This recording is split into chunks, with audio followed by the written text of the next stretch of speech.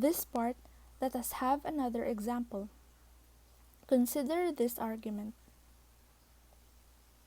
If the rice is cooked, then we will eat. We will not eat. Therefore, the rice is not cooked.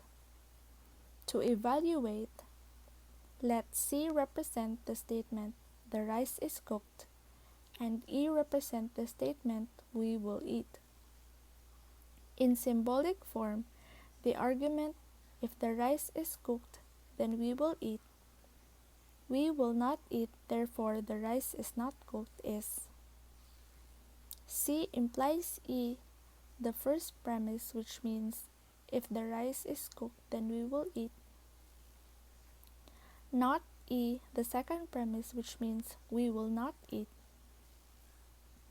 And conclusion not C, which means therefore the rice is not cooked.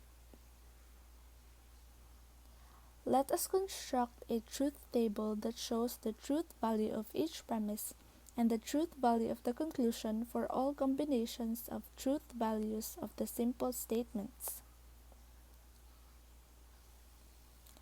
This truth table is composed of the two statements C and E, the first premise, the second premise, and the conclusion.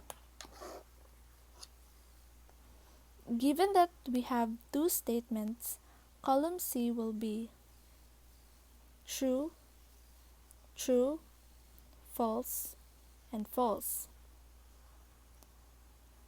And column E will be true, false, true, and false. Now we'll look at this first premise, C implies E.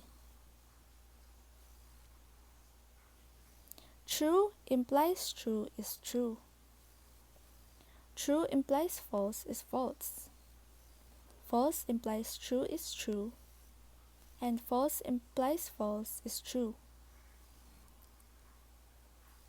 Now we'll look at the second premise, not E, which is just the opposite of column E. So we have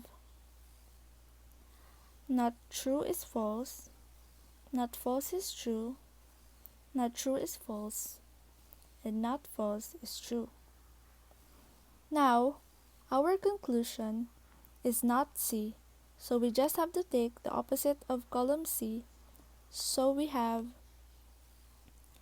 not true is false, not true is false, not false is true, and not false is true.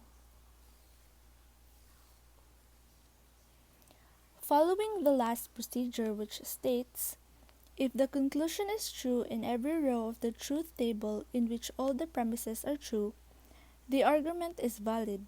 If the conclusion is false in any row in which all the premises are true, the argument is invalid.